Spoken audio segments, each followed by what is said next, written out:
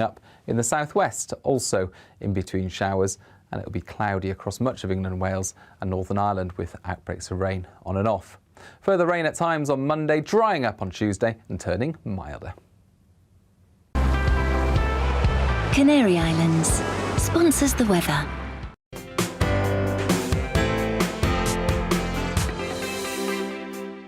You're watching GB News live across the UK and the world on our digital stream. GB News is Britain's news channel. We are the UK's home of discussion and debate from all perspectives. We are here for you. Don't forget to join our YouTube community by clicking on that subscribe button.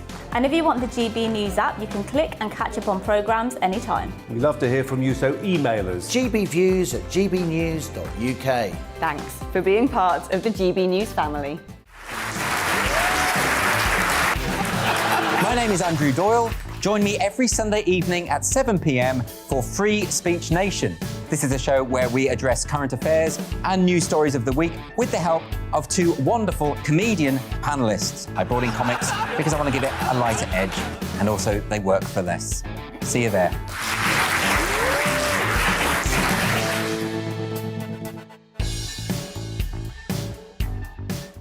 Join my show Farage, 7 p.m. till 8 p.m. Monday through Thursday, and there you will get opinion, analysis, debate, and I'll cover stories that nobody else dares to touch. And then for the last 15 minutes, talking pints. We're over a drink. We have a civilised conversation with someone. We very often disagree, but we do it in a grown-up way. Come and join me on Farage.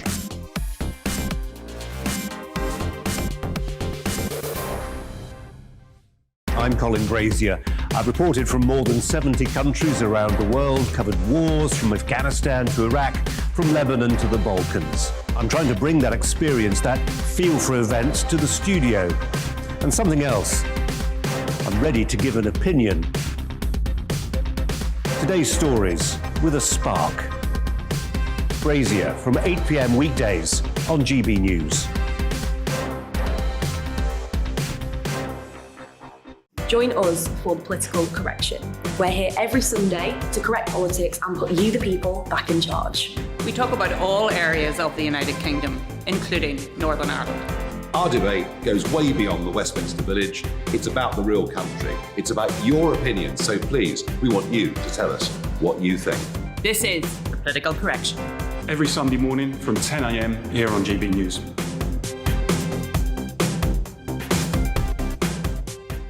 You're watching GB News live across the UK, the world, and our digital stream. GB News is Britain's news channel. We are the UK's home of discussion and debate from all perspectives. We're here for you. Don't forget to join our community by hitting the subscribe button.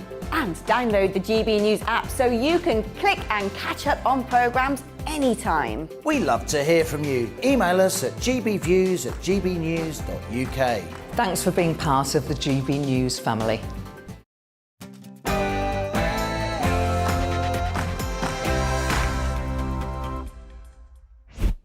Welcome to this special edition of Talking Pints, and we look back on some of the best interviews in 2021.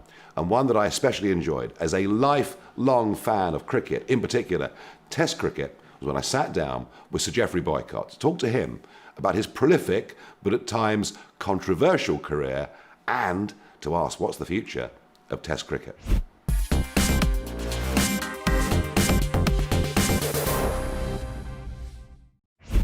It was a very long career you had, wasn't it? Yeah. I mean, you were playing well into your 40s, weren't you? Well, I was playing against those West Indians when I was 40 and 41. It was madness, really. Had no helmet in those. No, the greatest fast bowling attack the world's ever seen. And the one thing about fast bowling is the fear of getting hurt. Yeah. I mean, for many, many years, there was no helmets at all. So if you got hit on the head, could be cleaners. And even with helmets and arm pads and chest pads, they can really hurt you. So, I mean, a lot of Test cricket has been won by one fast bowler, or even two. Larwood won the Ashes in Australia, the body line. I mean, Truman Statham, you've had Lindwall and Miller, you've had Lillian Thompson. Yep. And they've always won one or two. They're aces in the pack, but now they had four. Yeah. And they had a few queuing up to get in the team who couldn't. Wayne Daniels at Middlesex played 11 times. Sylvester Clarke, whoa, he was a bowler. Oh, the odd ball he threw, and very fast, and very well. He threw at it. Surrey. Oh, he played 10 times. So, I mean... But I watched you playing, and, you know, it was against fast bowling, right foot back and across, the Geoffrey Boycott elbow up here somewhere. I don't know how you managed to get it up to that position, but you did. Practice. So, but you never showed fear when you were out there, but were you scared at times? No. Apprehensive, nervous. Yeah. I think it's very important to have nerves. You can't show fear. You have to have some confidence that you can succeed, although you know it's going to be tough. And, you know, sometimes they're going to win. Richard Benno said something very important to me. Geoffrey, if the opening bowler with the new ball doesn't get you out sometimes, he's not doing his job very well. And if you don't get some runs and some hundreds sometimes, you're not doing your job. So you're not going to win every time, not unless you're Don Bradman, who's a genius. Most of us, we have good and bad times, and hopefully we have more good times than bad. Then we're pretty good. Well, it's noticeable with your Test career that every time you scored 100, England never lost a game. They never lost a game. You know, and some criticised you for slow play, but hey, you know, I mean, sportsmen always get criticised for stuff. But it's interesting, isn't it? You got criticised for slow play, but I notice now Test matches often don't last 5 days, do they? No. They're over in 4 or 3.5 or... They should be playing 4-day Test match cricket. Yeah. Playing 7-hour days. And they should be making them bowl 16 overs an hour. They're cheating the public. They're not doing. It's £165 the ticket at Lord's today. £165. 2 grown-ups, 330. Yeah. If you had, they say, kids can come in from a tenner, but that's £350 for a day, not the whole test. Yeah. That's a lot of brass. And we bowl in 13.5 overs an hour. It's monstrous. All you have to do, don't alter the size and shape of the bat, the length of the pitch, the stumps or anything. Don't alter anything.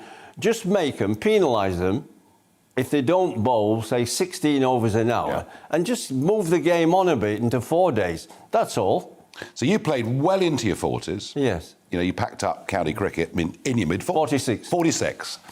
And you were, I remember, one of those cricketers, I think Alan Knott was another, you took fitness and training very, very seriously. Yeah. You ran, you got yourself into good condition, you had your injuries, broken bones and all the stuff that cricketers have. Broken bones mainly, because you get hit on the fingers or on the arm. I broke my arm in Australia and so thing. You're going to get breaks as a top-order batsman against fast bowlers. But you were taking fitness seriously. Yes. At a time when not many cricketers did. Yeah. I mean, I sort of see visions of Colin Cowdrey walking out, sort of stomach out here somewhere. I mean, still a very good batsman. A good bat. And all the rest of it. But for somebody you've taken your health very seriously all your life, you've not been that lucky in later years, have you? No, I got cancer of the tongue. Yeah. Yeah, I just had 2 years ago, quadruple heart bypass. I didn't have a heart attack, but they just found it on examination. Yeah, I've had all kinds of things. I think if you play Test cricket long enough, you're in love with it. You've got to have a strong mind. That's what Test cricket, you have to play. You have to be a great character, good technique. You have to have a strong mind. Yeah. If you play the 20-20 and the 100 ball, it's just crash, bang, wallop. It's really baseball. Cricket's answer to baseball. Stand, can you hit a home run? 4 or 6, every ball. That's what it is. Test cricket isn't like that. It ebbs and flows and changes from steady to quickness. And one side gets the upper hand, and you've got to be able to have a quick mind to think.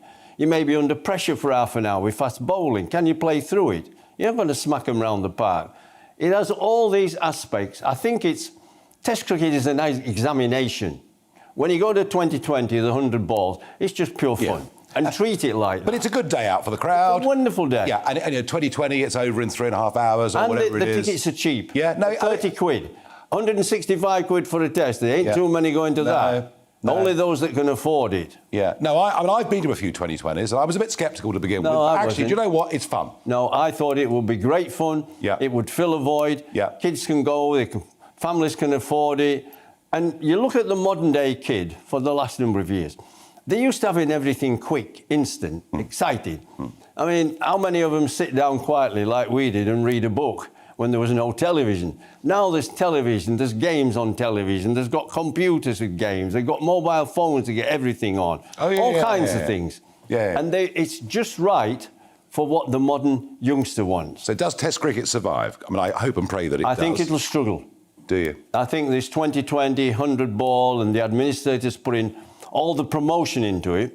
If they put the same amount of money and promotion and effort into Test cricket, changing it to 4 days, moving the over rate on, selling it to the public, explaining how different it is, we could have and should have both games, because they both have a part to play. We shouldn't lose one. But there are so many countries now, they're struggling, they're losing money on Test cricket. New Zealand only have 5 million people. South Africa has struggled, and West Indies, no chance. Pakistan don't watch Test cricket. I've been to Barbados to watch Test cricket, and there's more English in the crowd than there are Barbadians. And I did 3 tours there. And when I played, the grounds were full of West Indians. Now they're not. They don't go. They look at the team and the standard of cricket and the quality, and they go, when I watched Sobers and the 3 W's, and Ryan Canai and Wes Hall bowling and Malcolm Marshall and Michael Holding, they go, no, I'll give it a miss now. It's not in the same league. No. And we're not selling Test match cricket. We're just leaving it as it was, and we're kind of seducing ourselves that because Lord's is full, because our Test grounds are full, that's going on the same way in other parts of the world. It isn't. She's a former MP and indeed MEP with me in the European Parliament, one of the best-known female figures in British politics since Margaret Thatcher. The indomitable Ann Widdecombe joined me on Talking Pints, and I began by asking her about her Christian faith and her views on wokeism. Hold on to your hats. With you, it all goes back to first principles, and I think that's Christian faith, isn't it? It certainly is, yes. I mean, a lot of my views are a direct result of that, but others aren't. And people very often think, I believe this because I'm a Catholic. In fact, I always did believe it. Some are directly the consequence of faith, some aren't. But underlying my life, yes, is that Christian faith. And, of course, a very patriotic upbringing. You know, your father in the services and Plymouth and the Navy and all of those things. What was it? I mean, in the 80s, you first got elected to Parliament in 87, I think. Correct. So that's a few years ago now. Because there weren't that many women in the Conservative Party in Parliament then, were there? No, indeed, there were 19 of us, and 5 of us were new, so there had been news of 14. And 5 of us came in and we bumped it up to 19, and this was regarded as something quite remarkable. And, of course, that was all before the days of quotas and A-lists. We had to compete with the men on exactly the same basis as the men, I'm very pleased to say. We did not have our paths artificially smooth for us, so those of us who got in there had really wanted to get in there. Is Boris that bad a leader? I think he's weak. I think he's hopelessly weak. I think his instincts actually are libertarian. If you remember right back at the beginning of this pandemic, when he was asked why he was only making staying at home advisory and not compulsory, he said, it's a land of liberty. Well, he doesn't say that now, does he? I mean, liberty has gone out of the window. And I think he's a weak leader, but he's at least 100 times as strong as Keir Starmer. So I suppose we ought to be grateful for that. I mean, Mrs. Thatcher, of course, was there in 87 in an enormously powerful position, and you've seen it all the way through John Major and Tony Blair and of course, Michael Howard, who you're something of the night about him, did seem to rather stick with Michael Howard and didn't do him a lot of good. I mean, who's the best leader you've seen? I think undeniably Thatcher, though I do think John Major was underestimated. Now, we may have differences with him over Europe, but I do think that as a Prime Minister, he was underestimated, and I think the judgment of future historians may be rather different from that of contemporary commentators. And politics. But, of course, Thatcher was head and shoulders above everybody. Yeah, until the end. And there's an end for everybody unless they decide to go at the right moment. But I mean, it's a huge roller coaster, isn't it, politics? Oh, yes. I mean, riding high in April, up, one down, shot down in May. What was the low point of Ann Widdecombe's career? I think it came in the year 2000 when I was Shadow Home Secretary, and I devised policy, which was actually passed within the party, of zero tolerance towards drugs. Now, drugs accounted, the statistics then were that they were accounting for 80% of all acquisitive crime and 30% of all crime. So if you could make an impact on drugs, you would make a big impact on crime in general. And therefore I wanted a policy of zero tolerance all the way up from supply right down to soft drug usage. And that was what I proposed, with proportionate sentences. That includes cannabis and what we call soft drugs. Yeah, absolutely. Yeah. And I was then stabbed in the back by 6 or 7 colleagues who announced to the press that they had all taken drugs, when they were at university, and effectively they didn't regret it. So you were left high and dry? I was absolutely left high and dry. That was the end of it, yeah. And when you left politics finally, you did it voluntarily. Yeah. You decided, you'd been the MP for Maidstone. Enough. Yeah. You'd had enough. The Brexit Party got you back into politics. But, and I know you're very fortunate in a way to live where you do. Yeah, Dartmoor, yep. On the edge of Dartmoor, views out over the English Channel, and I'm sure for lockdown there have been far worse places to be than home for you. But you're still out there fighting and campaigning, aren't you? Just tell us what your latest campaign is. Free speech. I am appalled now at it's been going on for some years, but it's been really crescendoed in the last 2 or 3 years, at the way people are cancelled, have their livelihoods undermined, when they say something that displeases this actually quite small minority of people called the wokerati. But for some reason, all the institutions bow down to this minority. Including corporate companies. Oh, we saw it with IKEA. But it was actually quite interesting what happened there, because IKEA had been advertising on GBNews, as you know, and the woke protested and thought this was inappropriate. So what happens? They ring up and they presumably get somebody in the PR department there and speak to the managing director. And he said, no, we'll be reviewing it. But then you got what I've been longing for. You got the backlash from the non-wokerati saying, well, if you review it, we'll review our custom in IKEA. And that is what we need. We actually need those who do not like the current trends to start actively resisting.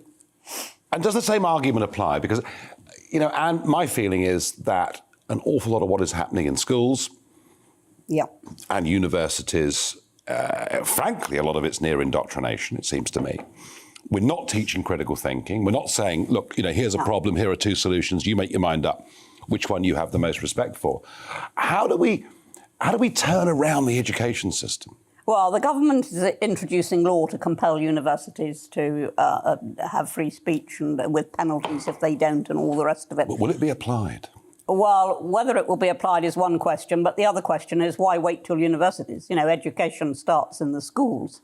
And what education is supposed to do is not teach you what to think, it's supposed to teach you how to think, how to analyse, how to apply a rigorous examination.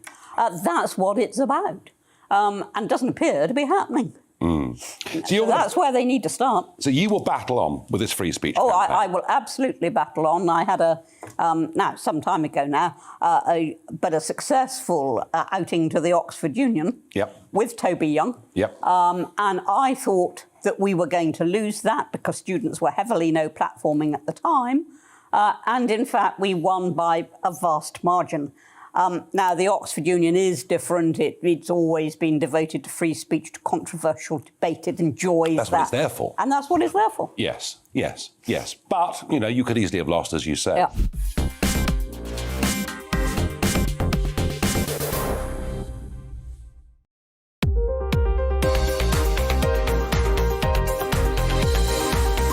We store, pick, pack and post on behalf of e-commerce sellers. So the guys that you buy from online, particularly in the last couple of years, people have been stuck at home buying from people online.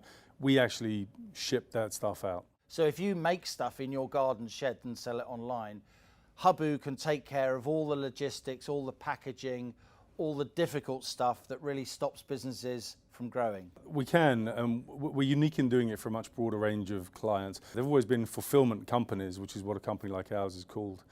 But they've tended to work with big clients, clients that have relatively few items and that ship them in huge volumes.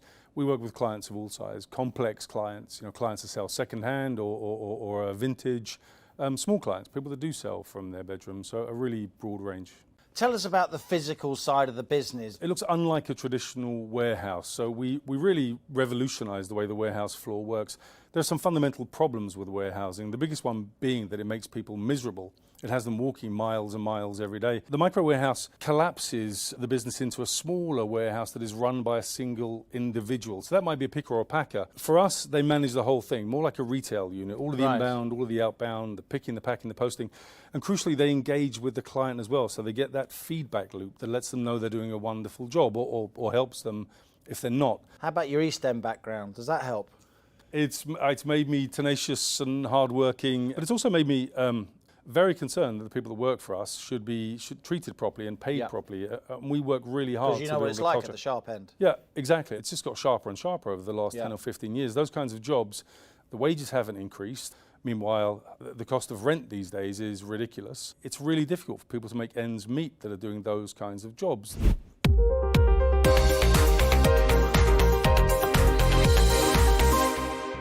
You're watching GB News live across the UK and the world on our digital stream. GB News is Britain's news channel. We are the UK's home of discussion and debate from all perspectives. We are here for you. Don't forget to join our YouTube community by clicking on that subscribe button. And if you want the GB News app, you can click and catch up on programmes anytime. We love to hear from you, so email us. gbviews@gbnews.uk. Thanks for being part of the GB News family.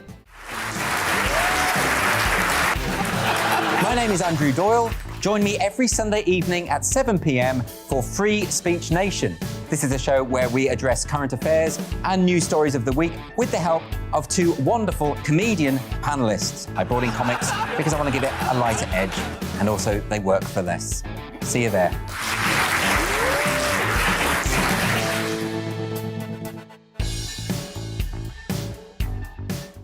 Join my show Farage, 7 p.m. till 8 p.m. Monday through Thursday, and there you will get opinion, analysis, debate, and I'll cover stories that nobody else dares to touch.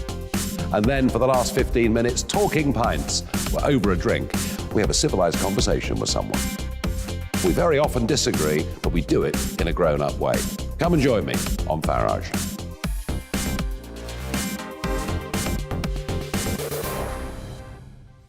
I'm Colin Brazier. I've reported from more than 70 countries around the world, covered wars from Afghanistan to Iraq, from Lebanon to the Balkans. I'm trying to bring that experience, that feel for events, to the studio. And something else, I'm ready to give an opinion. Today's stories with a spark. Brazier from 8 p.m. weekdays on GB News.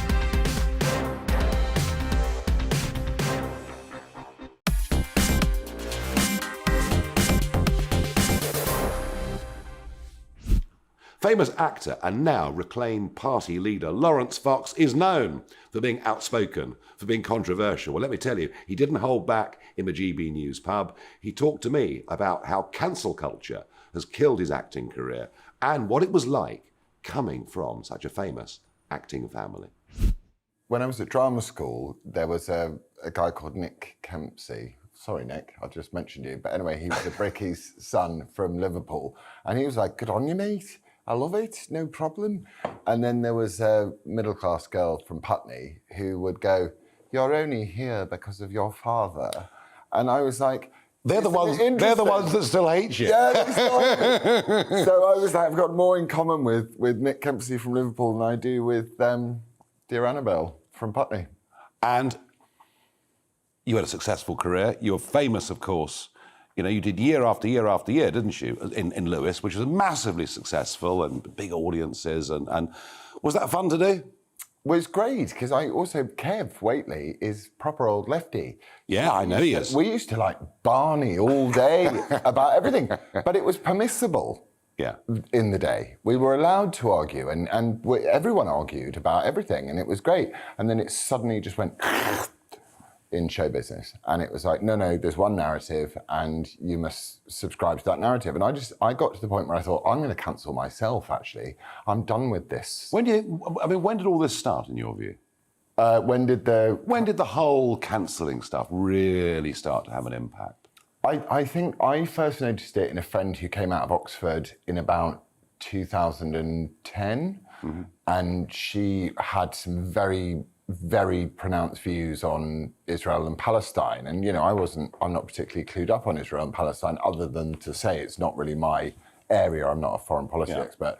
But she was like, this is horrendous and you've got to get on my side. And I was like, no, I don't. I would like to make my own view. And then slowly you would go into showbiz and you'd be sat there with actually, my final job, I was hired in the room, and then they said, they didn't give me the contract for 2 weeks, and they said, well, there's a diversity problem. So I had to wait, and then they said, we're going to have to hire an actor of colour to play opposite you. So you saw all of this coming into your acting profession? Yeah, and then what happens is that because you sort of, the grievance culture was so dreadful that she came up to me on the first day and she said, the only reason I got this job is because of you.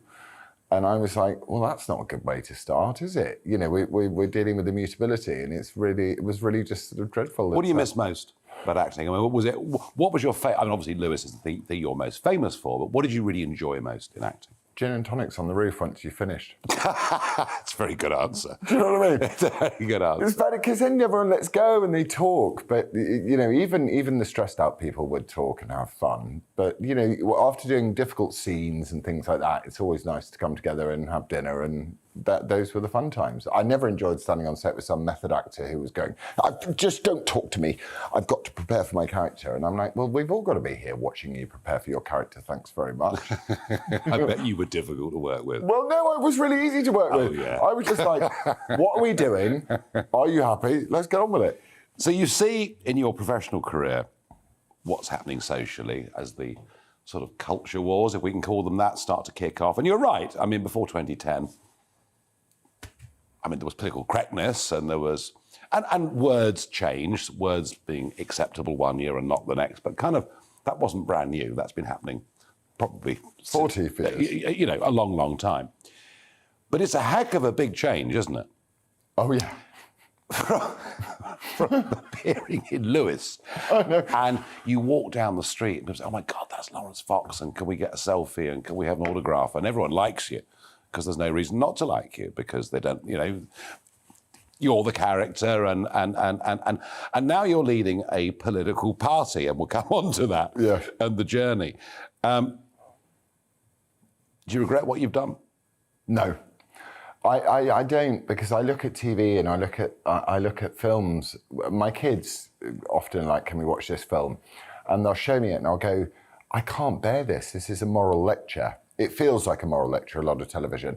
So I started showing them films that I love, like The Naked Gun and Naked Gun 22 and a half or 33 and a third or whatever. And then we're belly laughing as a family. So it's modern drama is much more a moral lecture or a posturing of grievance culture, which is, I don't want to go, I'm the token white guy and you're the token black guy and this is about the Black Panthers. But you talk so much about this, and I remember your Question Time performance back in early 2020, sort of just before the pandemic really kicked off, and Meghan Markle was the centre of debate, and you know, you had a furious row. I was watching it. It was great fun. I mean, I've appeared many times. Wasn't wrong either. But I was enjoying it, you know. But you've made such a stand against Black Lives Matter. I've done the same. You've made such a stand against Black Lives Matter and what they truly stand for and the real intentions of this. I mean, you go from being a popular actor to somebody that now openly gets called racist. How do you deal with that? Well, I think it's okay. People calling people racist. Well, it's okay being racist or being called racist? Well, no, I mean, how long have you spent being the pariah of the whole world? 25 years. You're all right as a result of it. But I was never popular before. Well, I'm not sure how popular I was before. But I have children, you know, and I have, there's 9 nephews and nieces in my family. And all of them are mixed race except my 2 kids. By accident, I happen to have 2 very blonde kids, and I don't want them being told that they're not allowed to have an opinion based on the colour of their skin or some immutable characteristic they have, because one of my sons has special needs. So does he not get an opinion because of, you know, I don't believe in that. And you get called these names? I mean, you know. Laurence, I mean, let's be fair. You know, you do, I would suggest you have a little bit of a Twitter problem, that 1 or 2 late night tweets have not been... Elephant poking. Exactly what we would expect from the leader of Reclaim, a political party in the United Kingdom. Do you have a problem with Twitter?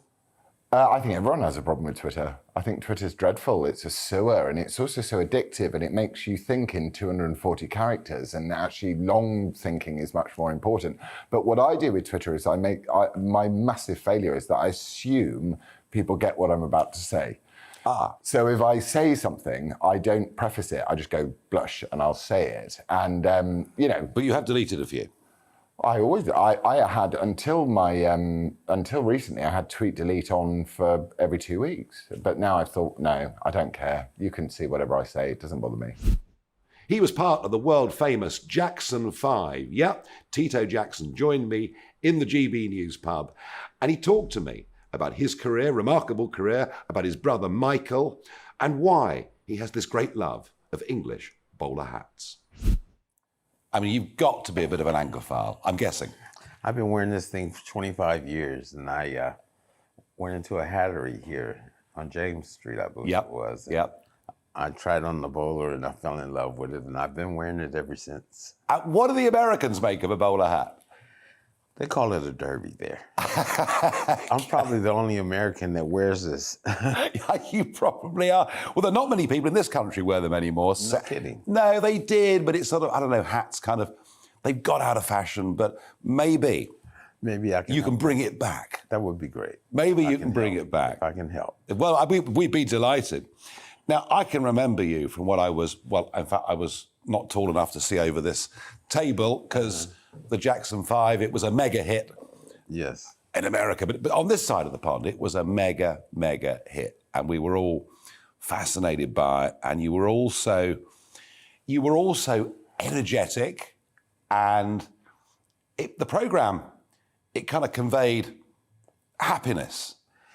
Yes, well, I remember the very first time the Jackson 5 came to the UK, and we were on a flight from Los Angeles, and the pilot came on and told us it was 10,000 screaming fans at the airport, and had asked all the passengers to basically let us disembark first. And we left the airplane and went into the airport, and it was total chaos. I've never been so rushed and excited. I mean, it's a scary feeling, but it's a fun feeling at the same time, so you don't know how to feel. And what age were you when this was all happening? About 16. But that's a lot to cope with at a very young age, isn't it? That level of fame. Yeah, but we were used to a little bit of that, but when we came here, it was really... So the Brits went absolutely mad for it. It was crazy here. And we had fans all over the street, around the hotel, everything. It was great acceptance by the European fans. Well, you know something? When it comes to music and art and culture and all of these things, the Brits and the Americans, we kind of enjoy many of the same things. Yes, we do. We speak in the same language, and we like the same type of music, I think. Yeah, no, we do. We do. And growing up, I mean, there were 10 of you. Yes. 10 kids. There must have been a few little arguments that happened between you, but generally, was it a happy? It was a very happy family. We're no different than any other family, yours or whoever. Yep. We brothers, we had our little bickers and we had our fun times, and that's still going on today forever. Your brothers, you're not ashamed to say this about that one or that one about whatever. You just let it hang out. That's what we did. But this musical talent, I mean, how was it discovered? Well, we started singing a little country and western harmony, myself and my brother Jackie and Jermaine. With my mother, she washed dishes, and we singing these background little parts that we had learned from Three Stooges. Hello, hello, hello, hello. We learned how to do that, and they converted to singing this country song. My father was a musician. He played blues over the weekend. I'd sneak his guitar and play it for months. He never knew it. I broke the string because he had told the boys, "Don't you touch my guitar when I go to work." Saying that to a kid, it's like saying, "You could touch my guitar when I go to work." Yeah. So did you own up to it? I started crying when he said, "Who broke this string?" So he knew. He said, "Go in the room." I went in the room. He followed me there and, put me back out there with the rest of the family and put the guitar in my lap and said, "Show me what you know." I was playing and crying. And he looked over at my mother and said, Kate, this boy can play something, huh? She said, I told you, Joe, he's not playing with your guitar. He really wants to learn how to play.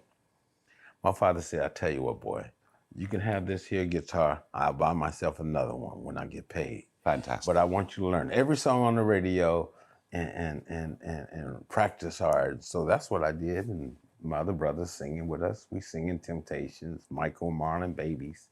On the ground, rolling cars, hollering, vroom, vroom. Can I be in the group? No, you're too young. You're just a baby. You're not in the group.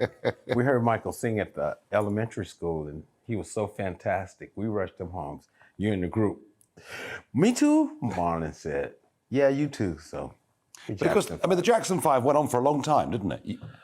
Yeah, we went on about 6, 7 years prior to being discovered by Motown. Yes. Yes. And that was a big, big moment, obviously. Yes, we used to open up for Etta James and James Brown, the Shy-Lights, and other professional groups. And finally, my father convinced us to go and give an audition to Motown because we had a choice to do the David Frost show or audition for Barry. Barry walked over to us after the audition set. He didn't show any expression. We're playing and singing and dancing, trying to do our best, and he's just there. We're looking, trying to see if he's patting his feet. Is he doing something that's showing excitement?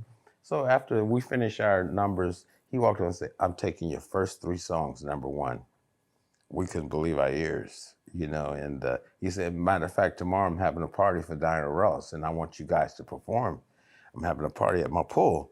So here we are performing at the pool, and in the audience is Smokey, The Miracles, Temptations, Diana Ross, Martha Reeves, and Vandella. And you can't believe it. And we're singing their songs to them. Fantastic. And it's like being judged. And it's fantastic. They enjoyed it. But amazing success. And then, of course, Michael went on to become this phenomenal global superstar. Michael has always been very, very talented and a genius in his work. He loves it. I've never seen a person that loves show business more than Michael Jackson. He can get into a song and not leave it until it's completed, or whether it's a song or stage or whatever. What do you make of some of the modern music? I mean, some of the really drill music, with its aggressive language. When I listen to some of the music today, it is a turn off. But when I listen to some of the music today, it's a turn on, because we have artists like Bruno Mars, who's excellent. I mean, this young man come out with some excellent songs, and I enjoy his craft. But then you can have another artist, I don't want to mention names. No, sure. Totally, you don't even want to play this music around your children. Well, that's the point I was making. Exactly. I mean, it's aggressive, it's violent, it's, some of it, incredibly anti-women. They have totally flipped it, and it's sad because that can be controlled like everything else is, you know, but people want to make that dollar. And it seems like the bad stuff sells more than the good stuff. So what can I say? And in terms of selling, you know, I mean, the old days of people going out and buying vinyl records, of course, you know, we've moved on and it's online. And from what I can understand, for musicians now, it's the live performances that really is where the income is. Live performances, that's what most musicians are looking forward to. You know, our album is nothing more than a commercial. Well, the Jacksons has 2 or 3 million. I think I don't have that many. I just piggyback off them. Speaking in my ear because she's from that part of the world. Yeah. Oh, wow. You like Wolverhampton Wanderers? Wow. So are you going to go and see them at Molineux? Oh, absolutely. Yeah. On the 2nd, I'll be there. They're playing Newcastle, and I'm going to be at the game. I'm hoping to go on the pitch and maybe talk to the fans. Oh, fantastic. And it's funny, you know, because NFL now comes over here and this kind of developed a following really quite quickly. But soccer in America, I was obviously before lockdown, I was in New York. Mm-hmm. And when the English Premier League games were on, you know, like on a Saturday, and this is like 10 in the morning, New York time, and the bars were just overflowing with people watching Premier League. And you get into a taxi now. You know, I might go to DC or whatever. I get into a taxi, and you know, the first question the cabbie asks is, "You English?" I say, "Yeah." "Which team do you support?" I mean, soccer's really caught on in America, isn't it? Yeah, well, I look at generations like my kids. You know, they all play soccer since this big. When I was a little boy like that, It was all about baseball or football. American say football, but soccer side are the best in the world. And I'm guessing if America takes this game seriously, you're going to be looking at the World Cup in a few years and thinking maybe we can win this. Well, possibly. Because Americans do like winning, don't they? They like to be competitive. Yeah, I'd noticed. Yeah. I'd noticed. Well, look, I have to say it's a real pleasure you coming in, Tito. Thanks for having me. And talking. No, not a little bit. I'm going to wish Wolves well against Newcastle when you Thank you. go to the game. And if you can bring back the bowler hat as a fashion item in this country, that would be a pretty considerable achievement.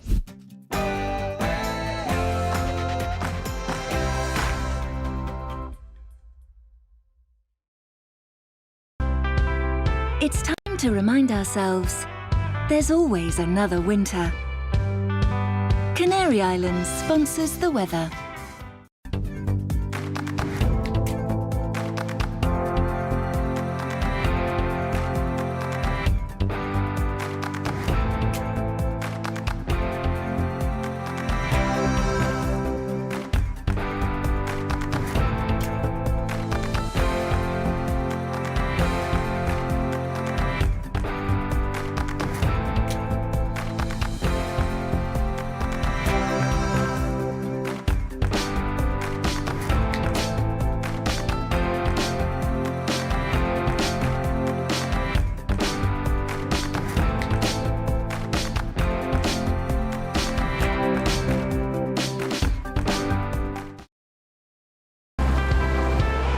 Canary Islands sponsors the weather.